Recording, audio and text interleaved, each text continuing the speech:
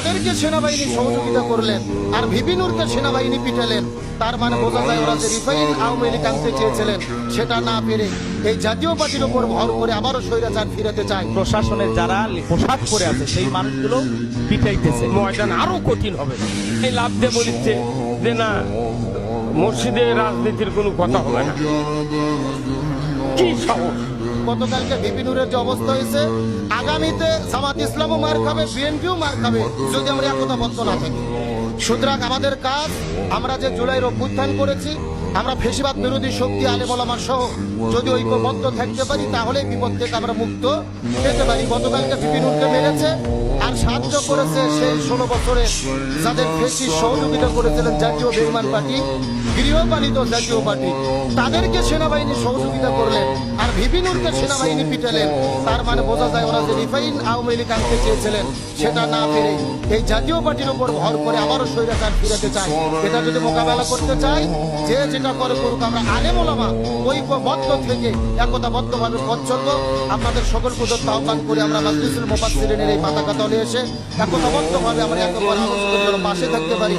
এই যে দেখলেন ভিপি নূর সাহেব একলাই গেছে, গণ অধিকারের নেতা, দেখেন কি মারটাই খাইছে। শুধু কি মানুষ মারছে? হ্যাঁ, দেখতেছেন প্রশাসনের যারা পোশাক পরে আছে সেই মানুষগুলো পিটাইতেছে। এই জন্য উনি যদি ওই জায়গায় আরো 10টা দলের নেতাদেরকে নিয়ে যাইতে পারতো, বিভিন্ন দলের সহযোগিতা নিয়ে ঐক্যবদ্ধ হয়ে যদি যাইতে পারতো, তাহলে কিন্তু এই মারটা খাওয়া লাগতো। সে সময়ও মার খাচ্ছে, দেশ স্বাধীন হওয়ার পরেও মার খাইছে, শুধুমাত্র বিচ্ছিন্ন থাকার কারণে। বিচ্ছিন্ন থাকলে কখনোই সফলতা আসবে না, চূড়ান্ত বিজয় আসবে না। এই জন্য আমরা দল মত নির্বিশেষে সকলকে ঐক্যের আহ্বান করব। আর মঞ্চে কথা বলার ব্যাপারে আমরা অবশ্যই সতর্কতা অবলম্বন করব, যাতে সকল ধর্মের ভাই, সকল দলের ভাইয়েরা আমাদেরকে ভালোবেসে টেনে নেয় যে হুজুর আপনার এই কথায় আমার জীবনটা পরিবর্তন হয়ে গেল। এরকম কিছু আলোচনা আমরা মাঠে ময়দানে করার চেষ্টা করবো ইনশাআল্লাহ। মুফাসসির সমাবেশের সম্মানিত সভাপতিত্ব করছেন বিশিষ্ট আলেমদ্বীন, সম্মানিত ওস্তাদ হযরত মাওলানা আব্দুল হালিম বেগ। প্রধান অতিথি হিসেবে উপস্থিত রয়েছেন বাংলাদেশ জামাত ইসলামী কেন্দ্রীয় মজলিসের অন্যতম সদস্য, শহর জামাতের সম্মানিত সুযোগ্য আমির, আমাদের নেতা জনাব আবিদুর রহমান সোহেল সহ উপস্থিত আজকের এই মুফাসসির সমাবেশের মুফাসসির ভাইরা, সকলের প্রতি আন্তরিক শুভেচ্ছা এবং অভিনন্দন। আমরা আসলে প্রত্যেকটা মাহফিলে আলোচনা করি, প্রত্যেকেই প্রধান বক্তা। আসলে আজকে বক্তারাই শ্রোতা, আবার আমরা শ্রোতা হয়ে শুনতেছি, আবার বক্তা হয়ে বলতেছি। আজকে আমরা এখানে অনেক গুরুত্বপূর্ণ কথা শুনেছি। আমরা জানি যে বাংলাদেশ মাজলিসুল মুফাসসিরিন এটা বক্তাদের সংগঠন। বাংলাদেশের যত বক্তাদের সংগঠন রয়েছে, মাজলিসুল মুফাসসিরিন আমাদের প্রিয় ঠিকানা। এই প্রতিষ্ঠানের মাধ্যমে আমরা যেন একে অপরের প্রতি সহযোগিতা করতে পারি, এগিয়ে যেতে পারি, এটা আমাদের মেইন প্রধান লক্ষ্য এবং উদ্দেশ্য। আমরা বক্তা হিসেবে মানুষের মধ্যে আলোচনা করি। আল্লাহ তাআলা আমাদেরকে পুলিশ বা দারোগা করে পাঠায় নাই যে আমরা পিটাইয়ে মানুষকে হেদায়েত করব। আল্লাহ তাআলা বলেন ফাযাক্কির বিল কুরআনি মাইয়া খাফু ওয়াঈদ। আমি আল্লাহ তাআলা আপনাকে নির্দেশ দিচ্ছি, আপনি মানুষদেরকে কোরআন দিয়ে ডাকুন, যদি তার অন্তরে আল্লাহর ভয় থাকে তাহলে সে হেদায়েত পাবে। হেদায়েত দেওয়া না দেওয়ার মালিক আল্লাহ তাআলা। সুতরাং আমি যেটা বলতে চাই, আল্লাহ তাআলা বলেছেন উদু ইলা সাবিলি রাব্বিকা বিল হিকমা, তোমরা হিকমত দিয়ে মানুষদেরকে ডাকো। আপনাদের কাছে আমার প্রশ্ন, রাসূলের কি হিকমতের কোনো অভাব ছিল? আমরা একটু উত্তর দেন, রাসূলের কি হিকমতের অভাব ছিল? তারপর আবু জেহেলের সাথে লড়াই সংগ্রাম হয়েছে না? তাহলে আমরা যতই হিকমত দেই, হক এবং বাতিলের দ্বন্দ্ব চিরন্তন। সেই বিএনপি আমাদের সাথী ছিল, আজকে তারাই আমাদের শত্রু। তার মানে আমাদের দ্বন্দ্বটা শুধু সাথী হওয়ার ভেতরে না, আমাদের দ্বন্দ্ব হলো সত্য এবং মিথ্যের লড়াই। আমরা যদি সত্যের পক্ষে থেকে আমি যতই নরম হই, যতই তেল তেলা কথা বলি, আমার উপরে বাধা আসবেই। সুতরাং শুধু আমি একটি মেসেজ দিতে চাই, ওয়াতাসিমু বিহাবলিল্লাহি জামিআ ওয়া লা তাফাররাকু। আমরা আলেম ওলামা যদি ঐক্যবদ্ধ না থাকি, আমাদের আরো, আমরা এক ভাই বললেন যে আগে তো অনেক সমস্যা ছিল, সামনে সমস্যা হবে না। আমি দেখতেছি সামনে আরো বেশি সমস্যা হবে। অর্থাৎ আজারি ভাই বলেছিলেন এক জালেম গেছে আর এক জালেম রেডি হয়ে গেছে। সুতরাং আমরা ঐক্যবদ্ধ যদি না হই।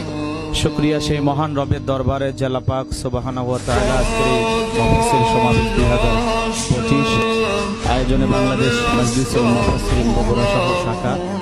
আজকের এই প্রোগ্রামে উপস্থিত আমাদের সম্মানিত আমির অধ্যক্ষ আবিদুর রহমান সোহেল ভাই, আজকের এই প্রোগ্রামে উপস্থিত মাজলিসুল মুফাসসিরিন বগুড়া শহর শাখার সম্মানিত সভাপতি আব্দুল হালিম বেগ হুজুর, সম্মানিত সেক্রেটারি মাওলানা হেদায়েতুল ইসলাম ভাই, আজকের প্রোগ্রামে অনেক ওলামা ইকরাম উপস্থিত। যেহেতু এটা আলেমদেরই প্রোগ্রাম, এখানে এত আলেম ওলামা আজকে উপস্থিত, আলহামদুলিল্লাহ দেখে আমরা অনেক ভালো লাগতেছে। যে আল্লাহ পাক আজকের এই সুন্দর আয়োজনে আমাদের সবাইকে একত্রিত হওয়ার তৌফিক দান করেছেন, সেই মহান রবের দরবারে আমরা সকলেই শুকরিয়া আদায় করে পড়ছি আলহামদুলিল্লাহ।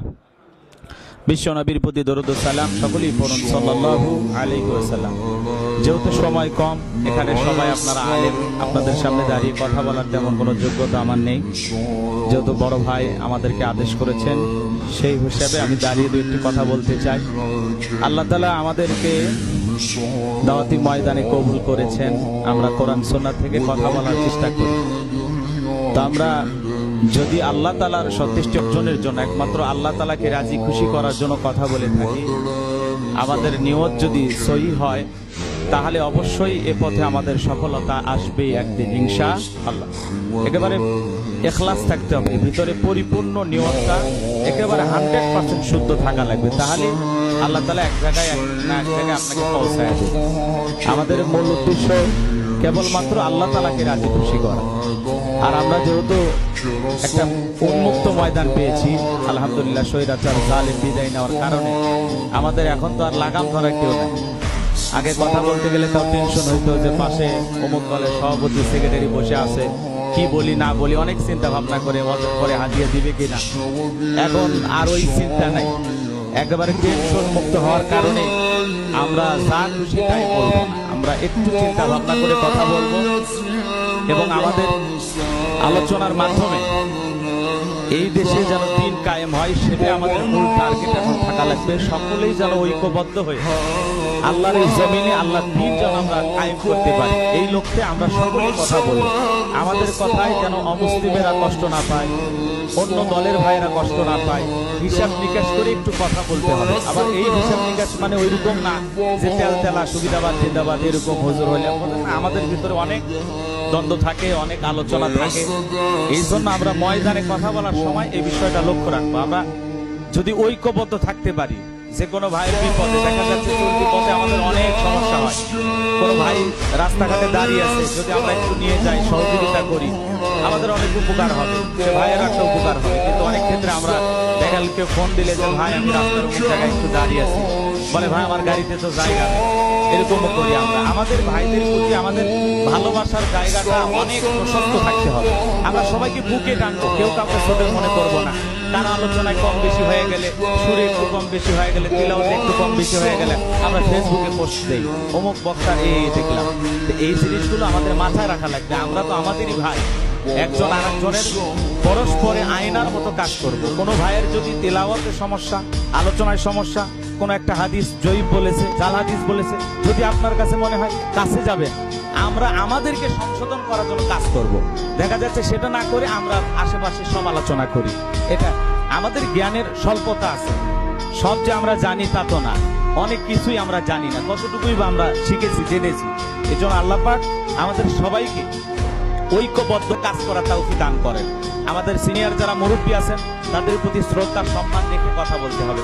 এখানে মাওলানা রুহুল আমিন যুক্তিবাদী হুজুর আছে, যার বগুড়ার আঞ্চলিক ভাষায় কথা বলার কারণে সারা দেশে তার একটা সুন্দর পরিচিতি আছে। বগুড়া জেলার বক্তা বলতে মোটামুটি তাদেরকে মানুষ চেনে। মুফতি মাওলানা বজলুর রশিদ মিয়া আমাদের চাচা, আমরা সকলেই তাকে শ্রদ্ধা করি।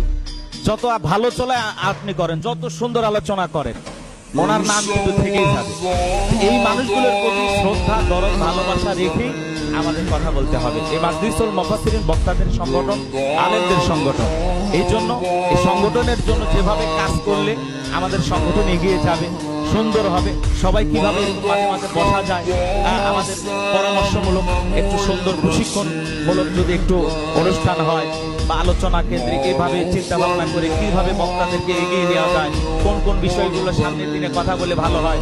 আমাদের যারা প্রবীণ আলেম আছেন, তারা যদি আমাদেরকে দিক নির্দেশনা দেন, এই বিষয়গুলো আরো ভালো হবে, এইদিকে লক্ষ্য রাখতে হবে। এই জন্য আল্লাহ পাক আমাদের সবাইকে যেন একে অপরের প্রতি শ্রদ্ধা, ভালোবাসা রেখে সবাইকে এগিয়ে নিয়ে যাওয়ার জন্য সর্বোচ্চ চেষ্টা আমরা করব।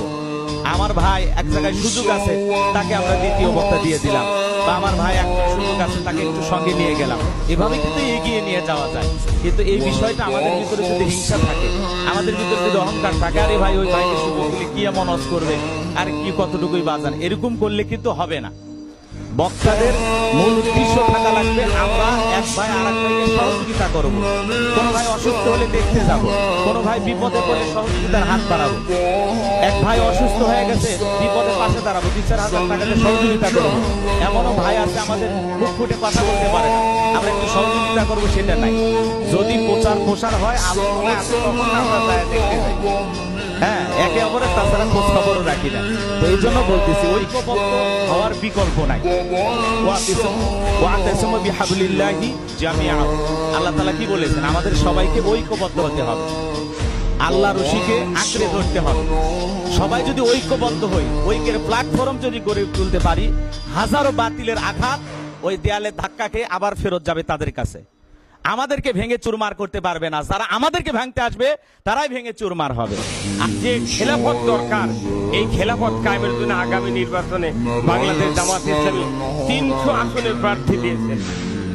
আর আমাদের এই ময়দানটা হবে, এইবার আমি একটা মানে কিছু সংবাদ পাচ্ছি, এইবার বিএনপির লোকেরা তেমন সভা করবে না, কারণ বক্তা আছে জামাতে, সভা যদি ওনারা করে তাহলে জামাতের পক্ষে বক্তৃতা হবে। আবার আওয়ামী লীগের লোক কিছুরা ছোট ছোট লোক তারা সভা করবে, কিছু সমাজ কল্যাণমূলক সভা হবে, কিন্তু অতিথি থাকবে বিএনপির লোকেরা।